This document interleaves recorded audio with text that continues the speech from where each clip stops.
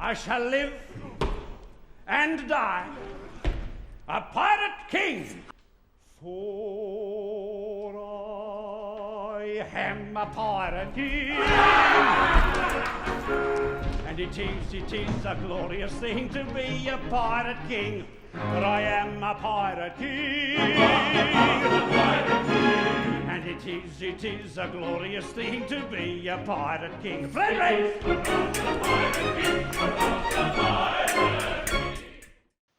Welcome to Gameworms. I'm your host, Reil, and today we're going to be talking about another faction of Twilight Imperium 4, and that is the Mentak Coalition.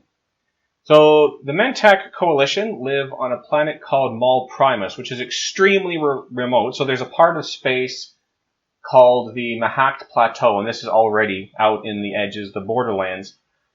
And there's a route through it called the Passage of Tears. Let me double check my notes. Yes, the Passage of Tears, and it's kind of winding through different gravity rifts, kind of a hostile area of space.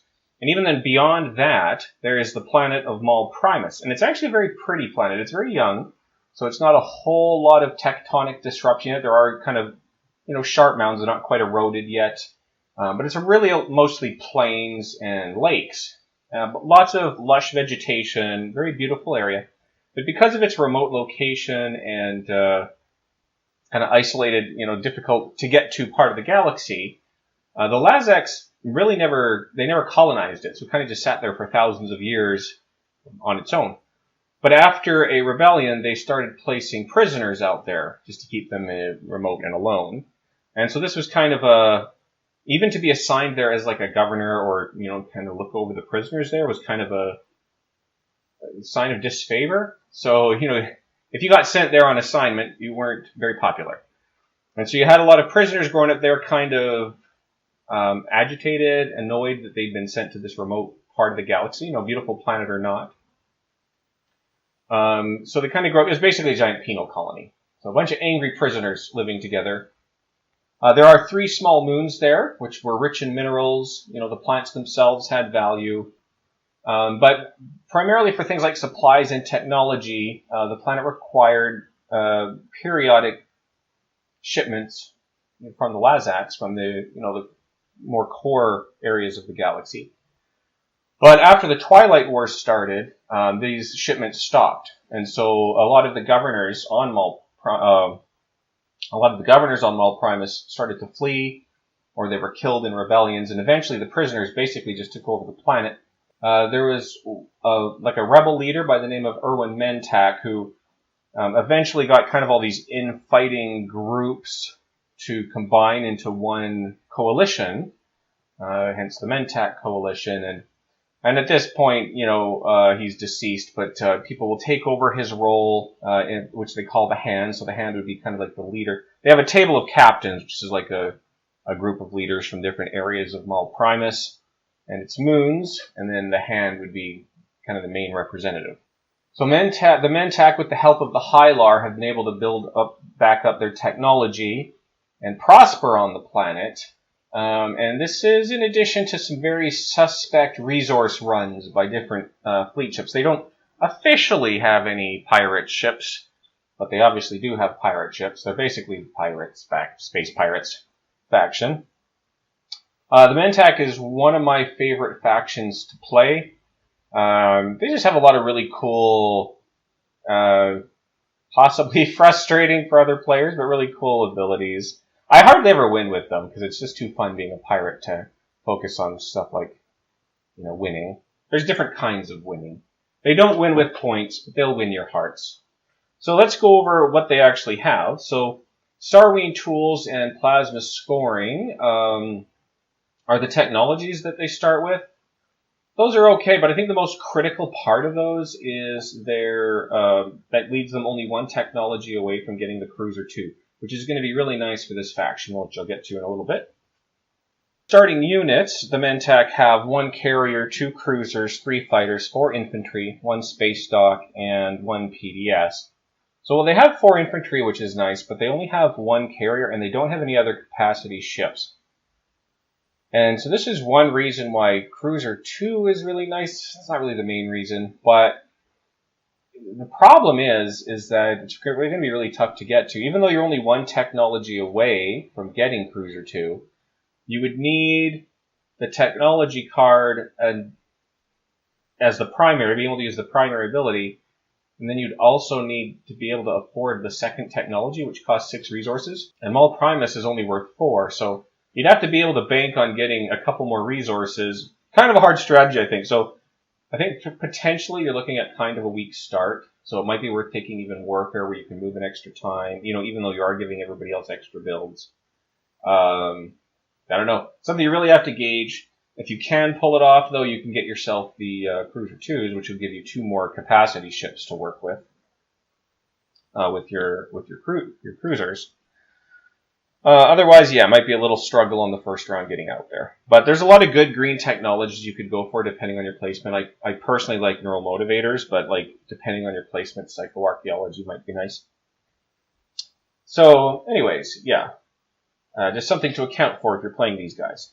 What are their faction abilities? So they start with an ability called Ambush. So at the start of a space combat, you may roll 1 die for each of up to 2 of your cruisers or destroyers in the system. For each result equal to or greater than that ship's combat value, produce 1 hit. Your opponent must assign it to one of his ships. So you're basically getting free shots with up to 2 of your cruisers and or destroyers. And you start with these 2 cruisers. And this is another reason that getting these Cruiser 2s is really nice. Not only because you're giving them a better attack value and they have capacity, but they're also very fast. They move 3 as opposed to 2. And so these 2 extra rolls are going to be much stronger in the beginning of the game when people are looking at weaker fleets all around. So if you want to get aggressive, obviously you don't want to get too aggressive with the whole table. If you want to pick on somebody, or at least make sure that you're defending yourself against smaller fleets, that's a pretty good bonus there. Their other ability is Pillage. After one of your neighbors gains trade goods or resolves a transaction, if he has 3 or more trade goods, you may take one of his trade goods or commodities. So you only have a commodity limit of 2 as the Mentak, and usually when you're pillaging, you're getting trade goods. The only thing is you have to be a neighbor with them. So a neighbor in this game means that you have a system adjacent to one of their systems. It doesn't mean who you're sitting next to. And they have to have 3 or more. Once the deal's over, they have to have 3 or more trade goods. So if they were broke and they got 2 trade goods, you can't take one. Oh, and I just noticed. It's not just if they receive trade goods, it's if they resolve a transaction as well. So if they exchanged promissory notes with somebody, then that would also be a case where you could steal trade goods if they have enough of them, or a commodity.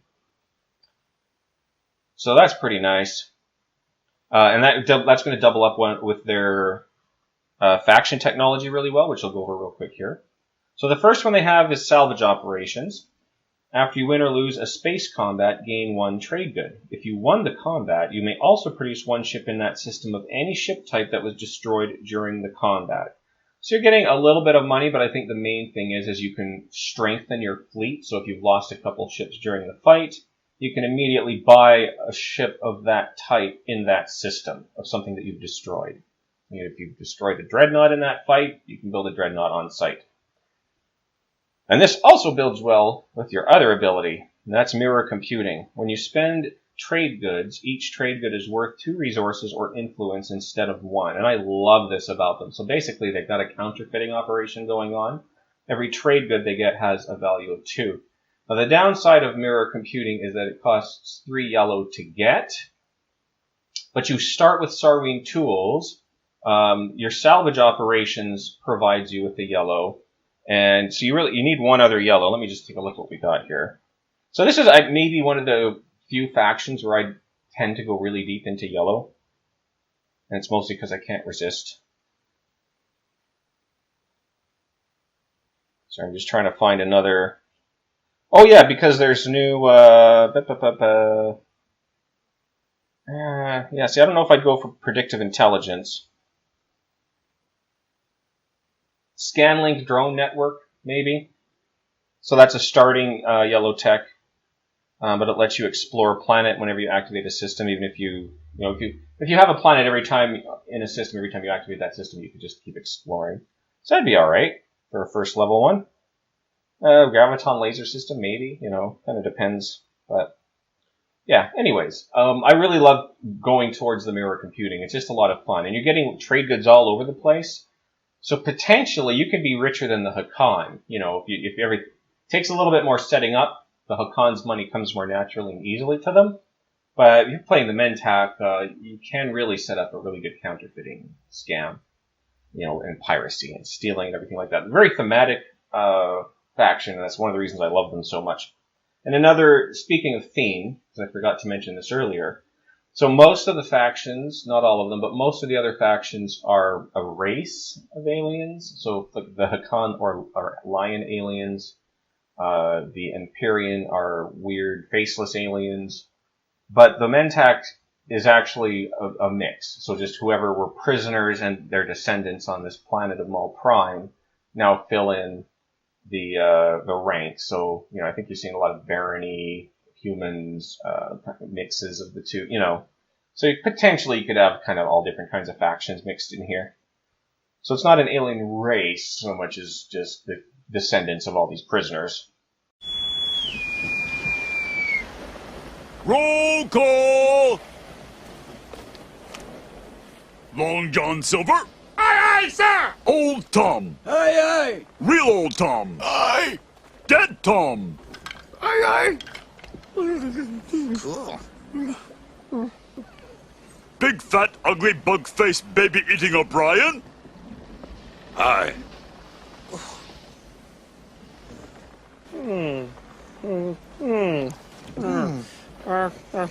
Gentlemen, may I see you in my cabin immediately? Who hired this crew? This is undoubtedly the seediest bunch of cutthroats, villains, and scoundrels I have ever seen, so who hired them? But anyway, they have a really cool flagship called the Fourth Moon. Other player ships in the system cannot use sustained damage. So stats of this ship, middling. Basically average everywhere. Combat, 2 dice at 7 hits. So not even great for combat. But being able to negate other ships' sustained damage is pretty strong. Especially with their kind of a cruiser destroyer focus. I would say more, out of most factions, I'd say besides the Titans of old, these guys have a pretty heavy cruiser focus. Or maybe the Yin. But, getting a bunch of cheap cruisers just taking out a bunch of dreadnoughts, that can't use their sustained damage anymore. You're getting those 2 extra shots with them. So the Fourth Moon is a good deterrent to things like the Barony of Letnev that really rely on heavy shielding and stuff like that. Alright, what else we got? Oh, the mech. Maul Terminus.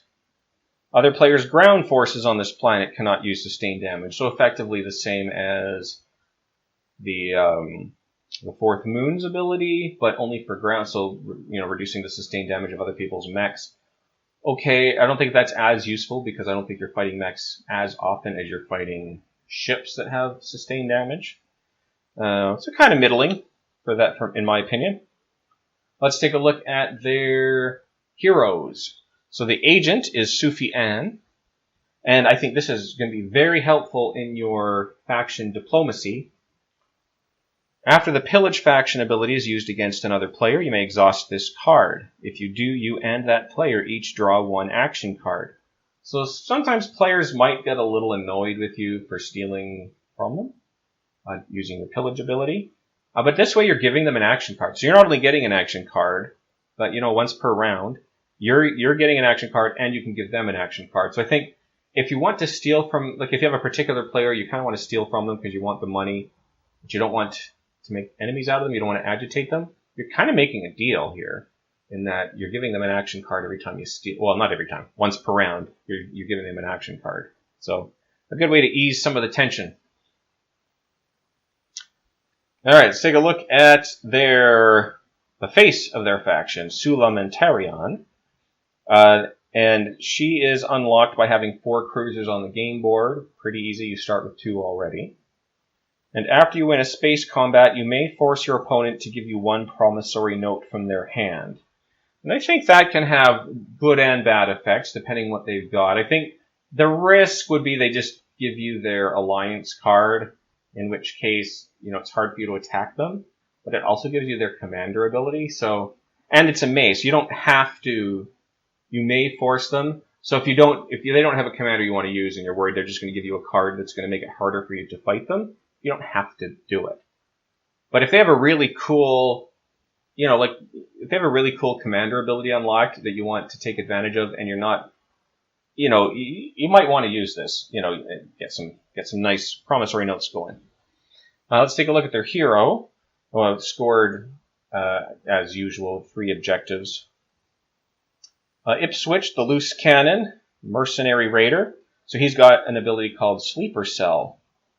At the start of a space combat that you are participating in, you may purge this card. If you do, for each other player's ship that is destroyed during this combat, place 1 ship of that type from your reinforcements in the active system. So if you have a combat going on, this is pretty good. I mean, you're probably going to end up with a fleet that's too big. You're probably going to lose some at the end of the battle because of fleet supply problems, maybe, but make sure you have a good fleet supply before you pull this trick, I suppose. But you're replacing the destroyed enemy ships with pieces of your own, if you have them. I think the idea being that the sleeper cell, these ships playing for the other player technically work for you, and they're just kind of joining back in. I think thematically is what's going on. That's pretty cool. So if you need a fleet and you need to keep a strong fleet in your front line where this battle's taking place, if there's a third party just waiting to, like a vulture, to come in and scoop up the pickings there, then you have somebody to help you out, joining from the other team.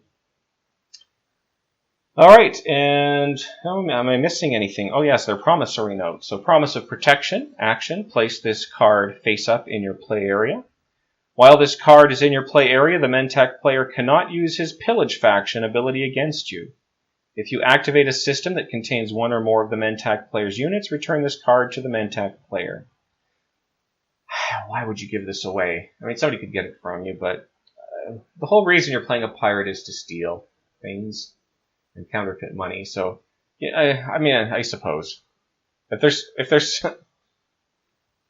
you really need to keep the peace and somebody's really getting annoyed at you stealing from them, and Sufyan is not able to calm them down, maybe that will have some value.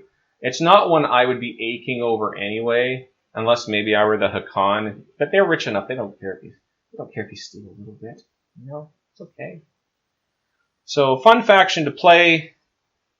I don't know. I don't really play according to winning ability. I don't know where they stand. There are people out there who keep huge logs and percentage of victory. They'll log all the game people play with the factions against which other factions and who wins the most. And I don't think Mentak's super high in there, but they're definitely a lot of fun. Fun over form, I guess, is my philosophy. Well, that is my story of the Mentak Coalition. So, just to lead out, please stand, place your hand on your heart, and we shall listen to the Mentak Coalition anthem. Do what you want, 'cause a pirate is free. You are a pirate. Yar, fiddle indeed. Being a pirate is a right indeed. Do what you want, 'cause a pirate is free. You are a pirate. You are a pirate. We got us a map to lead us to a hidden box that's all locked up with locks and buried deep away. We'll dig up the box. We know it's full of precious booty. Bust open the locks, and then we'll say hooray! If you love to sail the sea, you are a pirate. Weigh anchor! Yar, fiddle-dee-dee. Being a pirate is alright with me. Do what you want, 'cause a pirate is free. You are a pirate. Yar, ahoy in the past. Dig-it-dee, fast. Hang the black flag at the end of the mast. You are a pirate. We're sailing away. Adventure waits on every shore. We set sail and explore, and Ren and Jem all day. We float on our boat until it's time to drop the anchor. Then hang up our coats until we sail again. If you love to sail the sea, you are a pirate.